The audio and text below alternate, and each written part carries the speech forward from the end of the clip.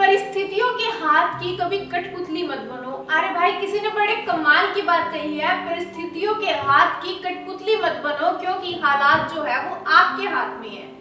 Hello दोस्तों, yes TV में आपका स्वागत है। मैं अंकर अमीशा आज आपके सामने कुछ इसी बेस्ड स्टोरी लेकर आई हूँ। स्टोरी ये है कि मतलब हमें ना कभी भी परिस्थितियों के अकॉर्डिंग खुद को चेंज नहीं करना चाहिए। ये नहीं सोचना चाहिए अगर हमारी सिचुएशन ऐसी हो गई है तो हम ऐसे ही रहेंगे, क्योंकि जो हालात होते हैं वो हमारे हाथ में होते हैं। हम क्या करते हैं भगवान वो देखता है, हमारी नियत देखता है भगवान, हमारी सीरत नहीं देखता।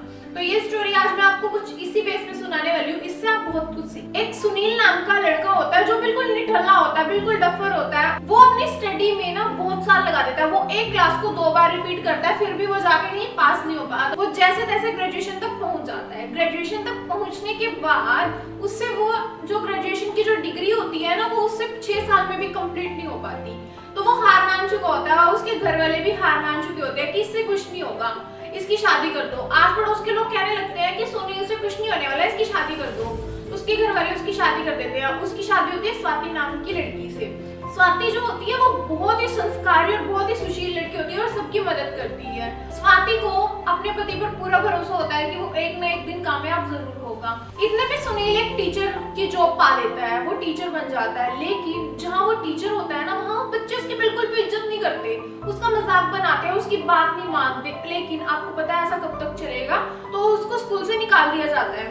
वो निराश हताश होकर अपने घर आ जाता है। घर आकर बहुत ज्यादा गुस्सा दिखाने लग जाता है अपनी पत्नी को। तो उसकी पत्नी उसे धीरज से समझाती है कि देखो, तुम जो टीचर थे उसके लिए तुम्हें किसी ने ट्रेनिंग नहीं दी थी, हर पर्सन ट्रेन नहीं होता, इसलिए वो काम तुम नहीं कर पाए। तुम इतने निराश क्यों हो रहे हो? क्या पता भगवान ने तुम्हारे लिए कुछ अच्छा सोच रखा हो, तुम और चीजें क्यों नहीं ट्राई करते जो तुम्हारे लिए बनी है। उसके बाद उसे एक ऑफिस में जॉब मिल जाती है, लेकिन ऑफिस वाली जॉब जो होती है वो भी ज्यादा दिन तक नहीं चल पाती और वो फिर घर आकर बैठ जाता है। फिर उसकी पत्नी उसे समझाती है, दोबारा उसे हौसला देती है कि ये जॉब भी तुम्हारे लिए नहीं बनी, क्योंकि जो ऑफिस में काम कर रहे हैं वो पहले से ही ट्रेंड है और तुम इतने ट्रेंड नहीं हो कि तुम वो जॉब कर सको। तो वो बहुत हौसला देती है और फिर वो बहुत ट्राई करती है उसको समझाने की। फिर वो समझ जाता है और उसकी बीवी एक बात कहती है, और वो बात पता क्या होती है? वो बात ये होती है, वो अपने पति को ये कहती है, भगवान जब हमें ना करता है ना तो उसने हमारे लिए कुछ अच्छा सोच रखा होता है। और जब भगवान हमें ये बात बोलता है कि इंतजार करो, तो भगवान ने हमारे लिए बहुत बेहतरीन सोचा हुआ होता है। तो तुम क्यों इतना वो गुस्सा कर रहे हो? तुम कोई और काम ढूंढो जो सिर्फ तुम्हारे लिए बना है और जो काम तुम्हारे लिए बना है और जिस काम के लिए तुम बने हो। तो उसे एक गूंगे बहरे बच्चों को पढ़ाने की जॉब मिलती है और वो उस जॉब को बखूबी निभाता है, बहुत अच्छे से उसमें अपना किरदार निभाता है। और देखते ही देखते वो कई एनजीओ खोल लेता है जहाँ पर वो इन बच्चों को पढ़ाने का काम करता है। देखते ही देखते अलग अलग जगह पर सुनील के एनजीओस होते हैं और वो बहुत ज्यादा अमीर इंसान बन जाता है। अब देखिए, सुनील के पास जो बिल्कुल निठल्ला और डफर था, आज उसके पास नेम भी है, फेम भी है, मनी भी है और सब कुछ है।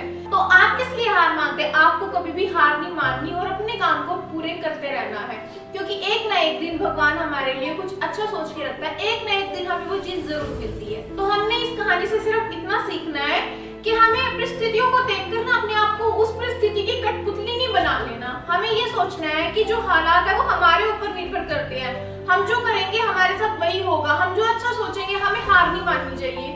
वो कहा जाता है ना, अगर एक जमीन खाली पड़ी है, अगर उसमें गेहूं नहीं उग रही तो उसपे चावल उगा के देखो, अगर चावल भी नहीं उग रहे तो उसपे सब्जी उगा के देखो, सब्जी भी नहीं उग रही तो उसपे फल उगा के देखो, कुछ ना कुछ तो जरूर उगेगा। बंजर पड़ी जमीन हमेशा ऐसे ही रह जाती है कि हाँ ये तो बंजर है, इस पे कुछ नहीं उगेगा, लेकिन हमें कोशिश करते रहना चाहिए, कुछ ना कुछ तो हमें जरूर मिलेगा। तो दोस्तों, कैसी लगी आपको ये स्टोरी? हमें कमेंट सेक्शन में जरूर बताइए और ऐसी और वीडियोस के लिए देखते रहिए